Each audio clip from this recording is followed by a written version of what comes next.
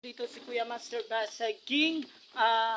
Pumunta po kami sa isang kapitan dito para mapakita ni kay Kap yung mga reseta ng gamot ni ate kung paano ipaprocess. Kaya sana mga idol, supportahan niyo po kami. Ito po ang sasabihin ni Kap. Kap? Hi.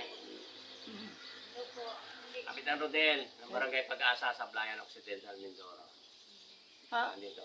Paano ka pa? Hindi muna ako makakauwi dahil Ay, wag muna siyang umuwi kasi yung kanyang sister ay kailangan ng tulong para siya ay mag-asikaso kasi marami siyang pamangkin na kailangan matulungan.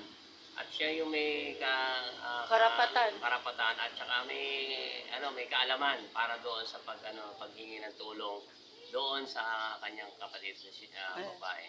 guys, plano namin pumunta kay Gob tsaka sa DSWD.